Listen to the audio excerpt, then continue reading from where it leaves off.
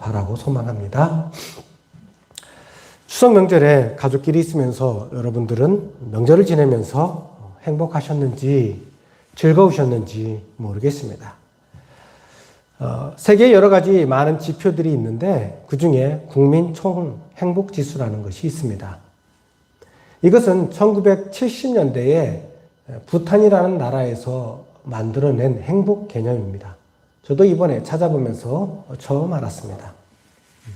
보통 이러한 지표들은 유명한 세계 선진국들 그런 데서 만들어지는데 국민 총 행복지수는 이 부탄이라는 나라에서 만들어놓은 행복 개념으로서 이 나라 국가 통치의 기본 원칙이기도 하다고 합니다. 이 지수에서 인구 65만 명의 가난한 나라인 부탄이 세계 행복지수상 세계 1위라고 그렇게 발표되어서 많은 주목을 받았습니다. 왜 그러냐면 이렇게 가난한 나라임에도 불구하고 그러한 행복지수가 높은 행복지수가 1위로 인해서 물질적으로 풍성한 그런 자본주의 세상의 사람들과 이렇게 비교하면서 자본주의의 풍성함을 누리고 있는 사람들의 삶들을 다시 한번 돌아보게 만드는 그러한 계기가 되도록 또한 반성이 되도록 했기 때문입니다. 그래서 부탄 그 국민들이 왜 그렇게 행복함을 느끼고 있는지 영상으로 가서 인터뷰하고 그런 것들도 나왔었죠. 여러분들은 어땠는지 모르지만 저는 개인적으로는 이 사실에 대해서 조금 부정적인 마음들이 있었습니다. 어떻게 전 인구의 97%가 행복하다고 자신의 지금의 삶이 행복하다고 그렇게 말할 수 있을까? 과연 그것이 가능한가? 하는 그러한 부정적인 생각이 저는 있었습니다. 그런데 이번 이 설교를 준비해서 찾아보니까 꼭 우리가 발표되어지는 그러한 수치들을 온전히 믿을 수는 없겠다 하는 생각도 가지게 되었습니다. 부탄에서는 많은 소수민족들이 추방되었다고 합니다. 그래서 네팔에 추방된 자들을 위한 그런 난민 캠프가 조성되었고 그 원인은 종교적인 그런 원인들이 있다고 합니다. 그리고 부시 전 미국 대통령 그 시절에 이러한 네팔에 있던 많은 난민들이 미국으로 이민이 허락되어서 많은 사람들이 미국에 살고 있다고 합니다. 그러면서 이 부탄에서 추방된 이 사람들은 부탄 정부가 발표한 국민 총 행복지수는 거짓말이라 이렇게 말하고 있다고 합니다. 국가의 좋은 면만을 보여주면서 선전하고 선동하는 그런 행위라고 말입니다. 이 설문조사를 할 때 정부에서 사람이 직접 나아가서 설문에 답하라고 했다고 합니다. 후진국일수록 못 사는 나라일수록 정부 관료의 권력이 셈을 우리는 알고 있습니다. 정부가 사람들을 찾아가 당신 행복하냐고 엄격하고 두려운 정부의 그런 나라의 문화 속에서 이 설문에 답하라고 하면 아니라고 대답할 사람이 과연 몇이나 있을까? 그렇게 이들이 말을 하고 했습니다. 우리는 이 부탄이란 나라 또는 그 옆에 있는 네팔이란 나라 어디 있는지 감이 확 오지는 않지만 히말라야 산맥 지류 옆에 있습니다. 이런 나라들을 보면은 약간 우리는 환상에 좀 젖습니다. 몽골에 가서 찍은 사진들을 보면서도 우리는 그 아름다운 자연이나 그런 사진에 기막힌 그러한 사진을 보면서 스스로 우리가 힐링을 받으면서 또는 저런 곳에서의 삶은 얼마나 행복할까 하는 그런 착각들을 하면서 감탄을 합니다. 그러나 과연 그 안에 사는 사람들은 어떨까? 그 안에서 사는 사람들은 우리의 삶과 별로 다르지 않습니다. 사람 사는 것이 다 비슷하지 않겠습니까? 그들은 그 척박한 환경 가운데서 살기 위해서 치열하게 그렇게 치열한 삶을 살고 있다는 것을 우리는 깨달아야 됩니다. 그런 것들을 생각했을 때에 부탄의 이런 국민총 행복지수 1위 이것은 좀 신뢰할 수 없겠다 하는 생각들을 다시 한번 해보게 됩니다. 예부터 사람들은 끊임없이 이상적인 국가를 꿈꿔왔습니다. 그래서 무엇보다 물질이 풍성하면 부족함이 없는 그런 나라가 생기지 않을까. 이상 또는 물질적 풍요 아니면 철학적인 여러 가지 많은 것을 통하여서 이상적인 나라를 꿈꾸고 만들려고 노력을 하였습니다. 이런 이상적인 국가를 한 단어로 나타내는 한 단어로 유토피아라는 단어를 사용하죠. 우리는 유토피아를 꿈꿔왔습니다. 그런데 재미있는 것은 그리스어에서 유래한 이 유토피아라는 말의 뜻이 재미있습니다. 이 유토피아라는 말의 뜻이 어디에도 없는 곳이라고 합니다. 어디에도 없는 곳이라는 뜻을 안다면 이 땅에 사람이 사는 이곳에 이상적인 국가, 사회는 있을 수 없겠구나 하는 것을 인정하고 받아들일 수 있지 않을까 하는 생각을 해봅니다. 어디에도 없는 곳인데 어디에도 없는 곳을 우리가 만들고자 하는 사람들의 그러한 소망들을 이게 이루어질 수 없는 꿈이구나 하는 것들을 깨닫지 않나 하는 생각을 합니다. 어떻게 이렇게 사람들이 그렇게 노력을 하고 연구를 하고 협력을 하는데도 유토피아가 있을 수 없을까? 그 이유가 뭘까? 저는 고심하다가 이 단어가 생각이 나왔습니다. 그것은 바로 불만족이라는 단어입니다. 사람이 완전한 만족을 하는 것은 쉽지 않습니다. 물론 개별적으로 어떠한 개인이 완전한 만족을 이루며 살아가는 사람은 있습니다. 지금의 만족에, 지금의 삶에 전혀 불만이 없이 항상 그 삶에 순응하면서 살아가는 사람들은 있습니다. 그러나 이것이 어떤 모임이나 어떤 공동체로 만들어지게 된다면 또는 더 커서 국가가 된다면 이러한 것은 불가능하다 하는 생각을 해봅니다. 만약에 이 이상이 가능했다면 공산주의가 세계에서 가장 이상적인 나라, 낙원을 이루었을 것입니다. 성경에 보면 다윗이 우리아의 아내 밧세바를 취하게 됩니다. 그러자 그 사건이 있은 후에 선지자인 나단이 다윗을 찾아가 책망하는 그러한 장면이 소개됩니다. 나단 선지자는 하나의 이야기를 통해서 다윗이 어떤 죄를 지었는지 그것을 드러내 줍니다.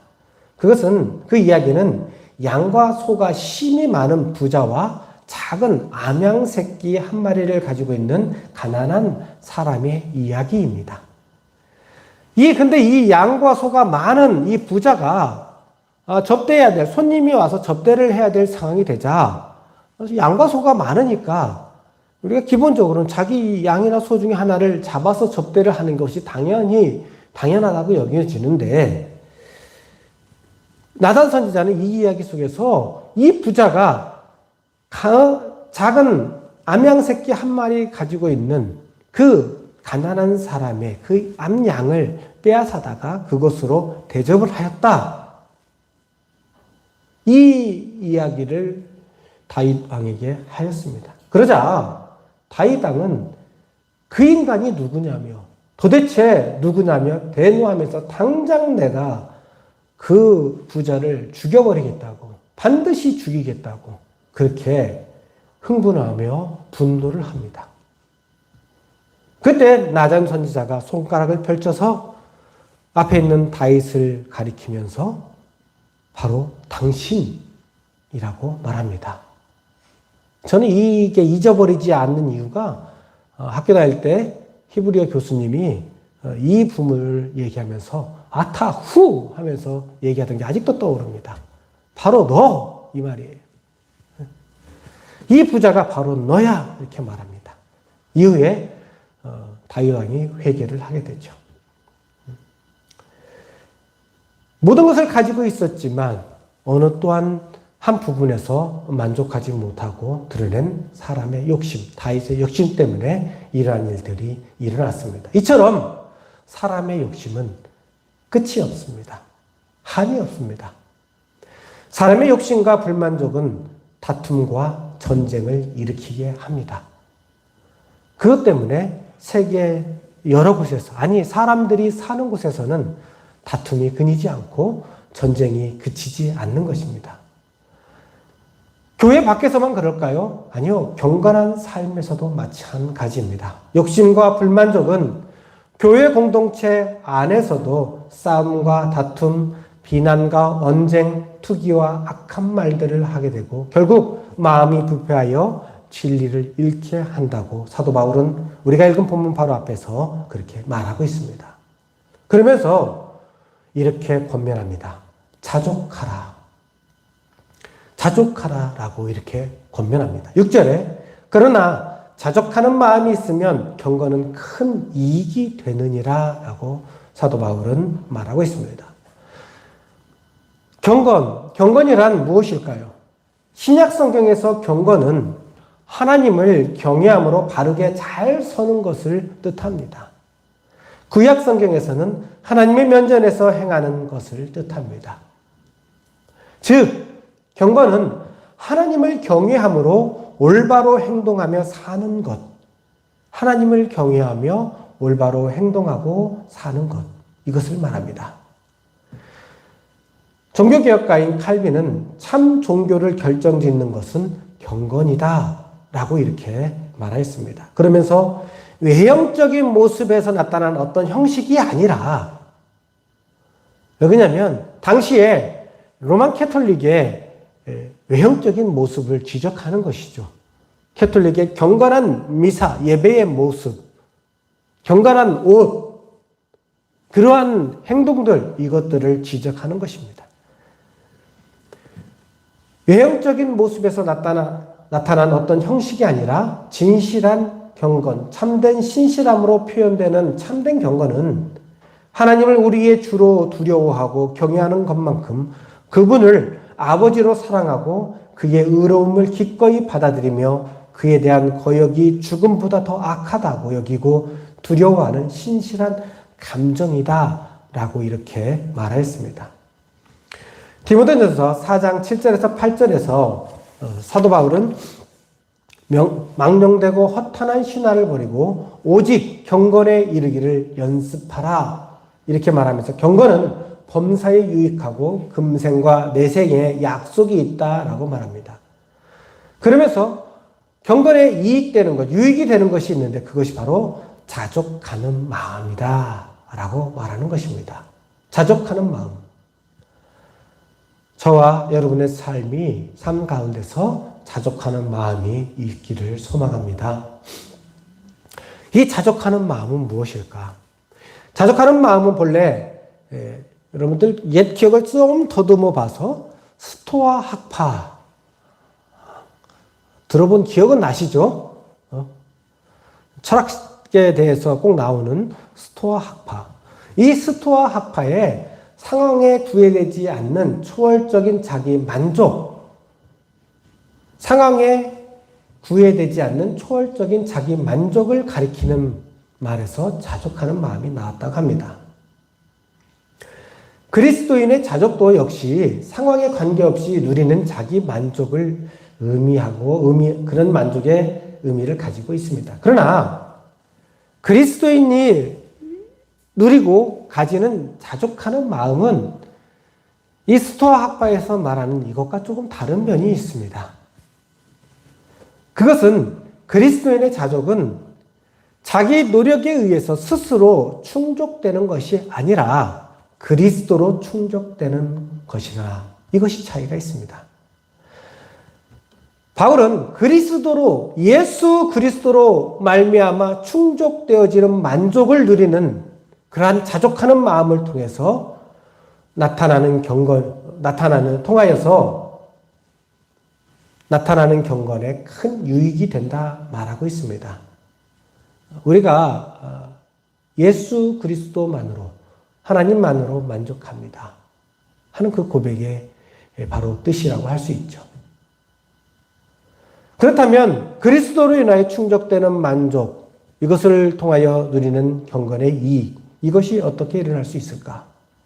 7절에서는 그 이유에 대해서 밝혀주고 있습니다. 7절에서 우리가 세상에 아무것도 가지고 온 것이 없기 때문이고 또한 아무것도 가지고 가지 못하리니 라고 기록하고 있습니다. 이러한 표현이 욥기에서도 나타납니다. 내가 모태의 적신에서 나왔은즉 또한 적신이 그리로 돌아갈지라. 이 같은 표현이 우리가 잘 아는 사자성어에도 있죠. 사자성어, 내자는 아니네요. 공술의 공수거. 공술의 공수거란 말이 비슷한 말이죠. 이런 깨달음을 얻음으로 자기의 것으로 만들고 움켜쥐려는 세상적 욕망에서 벗어날 수 있고 참된 행복을 누릴 수 있게 될 것이라 이렇게 전하고 있습니다. 세상적인 것을 움켜쥐려는 노력과 지키려는 노력을 벗어날 때에 우리는 영적인 문제에 관심을 가질 수 있는 것입니다. 영적인 문제, 꼭 기독교적인 의미만 통하는 건 아니에요. 세상적으로도 이건 진리처럼 전해지잖아요. 사람들이 세상적인 욕망을 버리고 벗어날 때에 불교식으로 말하면 해탈에 이를 수 있는 거예요. 또한 많은 종교들의 그래도 사이비나 그런 것들이 아닌 기본적으로 종교적인 역할을 하는 종교들에서는 이러한 것들을 가리킵니다. 화려한 옷을 그런 것을 입고 있다 할지라도 그런 것과 초월하여서 초월하려는 마음을 가지고 있을 때에 득도에 이르는 것이죠. 우리는 그러할 때에 영적인 문제에 관심을 가질 수 있습니다. 특히 그리스도인들도 그러한 세상적으로 움켜쥐려는 것을, 그러한 노력을 벗어날 때에 그리스도인들도 역시 영적인 문제에 관심을 가지게 됩니다. 그렇게 되므로 경건, 즉 하나님을 경외함으로 올바르게 행동하고 사는데 유익을 얻을 수 있다는 것입니다. 사랑하는 성도 여러분, 자족하는 마음, 자족이라고 쓰고 그리스도로 인하여 그리스도만으로 만족한다, 충족한다고 읽는 저와 여러분의 삶이 되기를 바랍니다. 이런 자족하는 마음으로 경건에 큰 이익을 얻어가는 그러한 그리스도인들이 될 수 있기를 바랍니다. 공술의 공수교의 인생인데 먹을 것과 입을 것이 있은즉 족한 줄로 알라고 말하는 사도 바울은 자족하는 마음을 가지지 못한 자들의 무력에 대해서 경계의 말을 합니다. 부하려 하는 자들은 시험과 올무와 여러 가지 어리석고 해로운 욕심에 떨어지나니 곧 사람으로 파멸과 멸망에 빠지게 하는 것이라 9절에서 말합니다. 내가 가진 것에 대하여 불만족하면서 수단과 방법을 가리지 않고 부자가 되려 하는 그러한 욕망을 채우려고 하는 자들, 그런 자들은 시험과 올무와 해로운 정욕에 빠질 것이다. 그리고 결국에는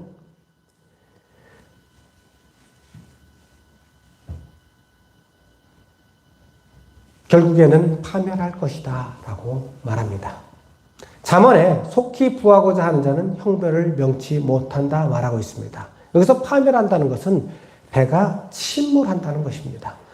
바다에서 배가 침몰하듯이 부함을 쫓는 자들은 멸망할 것이다. 철저하게 파멸할 것이다 라고 그렇게 말합니다. 부정한 방법을 통하여 억지로 부자가 되려고 하다가 파멸한 자들을 우리는 수없이 보아왔습니다. 예수님께서 사람이 온 천하를 얻고도 제 목숨을 잃으면 무엇이 유익하리요라고 하신 말씀을 우리가 기억해야 될 것입니다. 교회도 마찬가지입니다. 기독교가 왜 지금과 같은 어려움을 겪게 될까요? 왜 이런 어려움을 겪게 되었을까요? 그 가장 밑바탕에는 구함을 쫓는 그런 욕심과 탐욕이 있습니다. 더 직접적으로는 부하고 부자가 되고 부흥이 되어고자 하는 소망이 있기는 있는데 더 나아가서 부정한 방법까지도 하나님의 은혜라는 것으로 치장하여서 추구하였던 그러한 모습들을 통하여서 지금 기독교의 어려움이 나타난 것입니다. 예전에는 암암리에 아는 사람만 알았는데 지금은 모두가 압니다. 그래서 기독교가 지금 이 모습이 된 것입니다. 사도 바울의 말처럼 부하게 되기를 탐하다가 시험과 올무에 빠지고 파멸과 멸망으로 지금 향하고 있는 것이 한국 교회의 모습이었던 것입니다. 우리가 이것을 돌아보면서 여러분의 삶과 또한 우리 교회의 사역 가운데서 부하게 되고 그러한 욕심을 탐하는 것에서 버리고 제 목숨을 잃는 것보다 세상의 온천을 얻는 것보다 제 목숨을 얻는 것이, 유지하는 것이 더 유익하다는 예수님의 말씀을 기억하면서 성실하고 진실하고 또한 정당하게 주어지는 그러한 하나님의 복을 기대하고 누리는 서로의 교회의 모든 성도가 될 수 있기를 소망합니다. 이어지는 마지막 권면은 이것입니다. 따라서 한번 해볼까요? 돈을 사랑하지 말라. 집에 계신 분들도, 집에서 예배하시는 분들도 같이 한번 따라해 봤으면 좋겠습니다. 돈을 사랑하지 말라. 10절에서 돈을 사랑함이 일만하게 뿌리가 된다고 말씀하고 있습니다. 우리가 이 말씀을 오해하면 돈이 악의 뿌리다 생각할 수 있죠. 돈이 악의 뿌리다. 성경은 돈이 악의 뿌리다라고 말하고 있지 않다는 것을 기억해야 돼요. 우리에게 물질이 필요하다는 것을 성경에서 부정하고 있지 않아요. 우리가 무엇을 하기 위해서 돈이 필요해서 하나님께 돈을 구하는 그것도 하나님께서 죄라고 말하는 거 있지 않아요. 돈이 우리에게 필요한 것은 당연해요. 이 땅에 살아있는 동안에. 그러나 돈을 사랑하면 다른 문제예요. 돈은 그냥 악하고 선함이 없습니다. 그냥 돈일 뿐이에요. 도구일 뿐이에요. 그렇지만 돈을 사랑함은 일만 악의 뿌리다. 즉 일만 악이라는 것은 만 가지 악이 아니라 모든 악이라는 말이에요. 모든 악의 뿌리라고 그렇게 말하는 것입니다. 이것을 돈을 탐내는 자들은 미혹을 받아서 믿음에서 떠나 근심으로써 자기를 찔렀다 라고 말합니다. 돈을 사랑하고 탐내는 자들은 언제든지 바른 길 하나님의 말씀을 떠나 돈을 찾아다닐 것이고 영원히 만족하지 못하면서 근심과 절망에 빠질 것이다 라고 합니다. 교회에 많은 이들이 돈을 사랑하는 모습을 나타냅니다. 드러냅니다. 나에게 필요한 것을 공급해 주세요가 아니에요. 하나님, 내가 부자가 되게 해주세요. 내 자녀가 모든 사람들이 보기에 우러러 볼 수 있는 그러한 성공을 거두게 해주세요. 그것이 많은 사람들의 마음입니다. 교회에 와서도 변하지 않습니다. 어떻게 하면 돈을 더 벌 수 있을까? 그 돈을 벌고자 하는 그 욕심에 예배도 하고 기도도 하고 신앙생활도 하는 그런 일들이 많은 성도들 가운데 있습니다. 그러나 부자가 되는 사람도 있죠. 근데 예수 안 믿는 사람도 부자가 되는 사람이 많이 있습니다. 부자가 되는 사람도 있지만 그럼에도 불구하고 부자가 되지 못하여서 절망하는 사람도 있고, 부자가 되면 자기가 사는 이 삶이 천국이 되어서 하나님을 멀리하는 사람도 많이 있습니다. 돈을 사랑함 때문입니다. 우리는 이미 돈을 사랑하여서 억지로 쫓아다니는 많은 사람도 봤고, 그러다 파멸한 사람 이야기도 많이 들었습니다.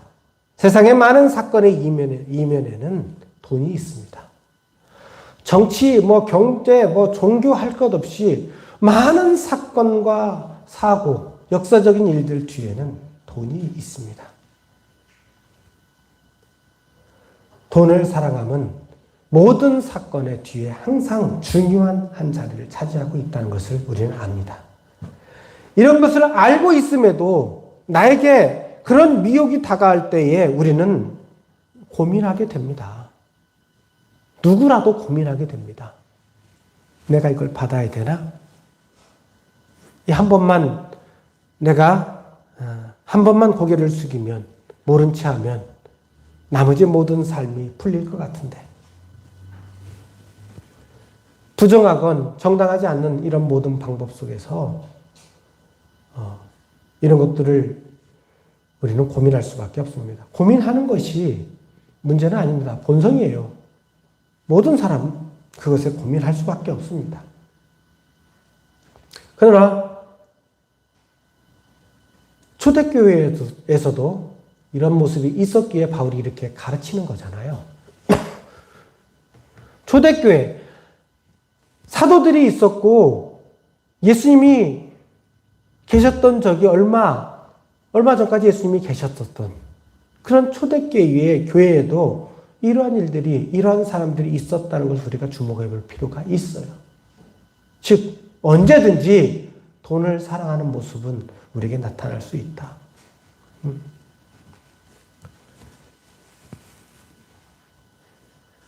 초대교회에서도 역시 그렇게 돈을 사랑하다가 파멸한 자들, 교회를 떠난 자들도 있었다 하는 것을 우리는 기억해 볼 필요가 있습니다. 성경은 분명하게 우리에게 말해줍니다. 그러한 일들이 초대교회부터 지금까지 있어서 그런 일도 있을 수 있어 하는 것이 아니라 성경은 그러한 것들을 용납하지 않습니다. 하나님과 돈을, 물질을, 하나님과 만몬을 겸하여 섬길 수 없다고, 추구할 수 없다고 성경은 밝혀주고 있습니다. 이런 우리의 삶을 변화시킬 수 있는 좋은 방법, 그것이 바로 앞에서 얘기한 자족하는 마음입니다. 예수 그리스도만으로 내가 만족합니다. 나를 구원하신 예수로 인하여 충분합니다. 이런 자족하는 마음, 그리스도로 인하여 만족하고 충족하고 자족하는 마음을 가질 때 우리는 이러한 돈을 사랑함에서 벗어날 수가 있습니다. 경건의 유익을 쫓아 살아갈 수가 있습니다. 하나님의 말씀대로 예수 그리스도를 쫓는 제자의 삶을 살아갈 수가 있습니다. 하나님의 말씀과 역사가 나타나는 하나님의 사랑이 넘쳐나는 교회 공동체를 이루어갈 수 있습니다. 여러분 마음속에 있는 돈을 사랑함을 자꾸 버리고 그리스도만으로, 주님이 나에게 주신 구원만으로 내가 하나님의 자녀가 되었고 이제 이후에 하나님의 나라의 약속을 받았다는 것만으로도 만족하고 자족하는 우리 서로에게 모든 성도들이 되어서 경건의 이익을 얻는 놀라운 일들이 저와 여러분의 삶 속에서 이루어지기를 예수 그리스도의 이름으로 축원합니다. 기도하겠습니다. 하나님, 사람들이 행복을 추구하고 만족을 추구하지만 영원히 만족하지 못하고 행복하지 못하고 조금만 살아가는 삶인 것을 우리는 알고 있습니다. 그러나 성경은 자족하라고 말합니다. 왜요? 그리스도가 있기에 자족하라고, 하나님의 자녀가 되어 있기에 만족하라고, 하나님의 나라를 약속받았기에 자족하는 마음을 가지라고 성경은 권면하고 있습니다. 만족하지 못하는 것에서 돈을 사랑함이 나오고 일만하게 시작이 됩니다. 하나님의 성도들은, 그리스도인들은, 이 서로 이음교에 우리 속한 모든 성도들은 자족하는 마음, 어떠한 상황에 있다 할지라도 예수 그리스도로 인하여 만족하고 충족하는 그러한 마음을 가져서 더욱더 경건의 이익을 얻고 하나님 나라의 복을 얻으며 하늘나라의 약속이 더 충분히 채워져가는 그러한 일들이 우리 모든 성도들의 삶 가운데 나타나게 하여 주시옵소서.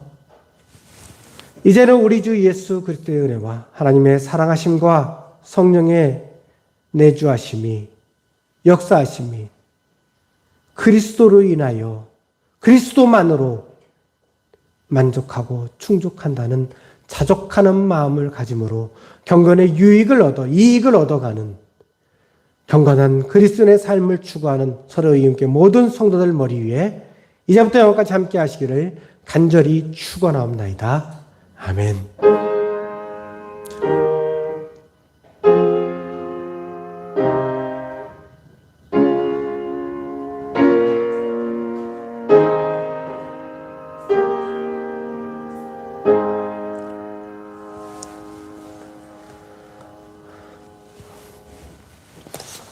감사합니다. 예배를 마쳤습니다.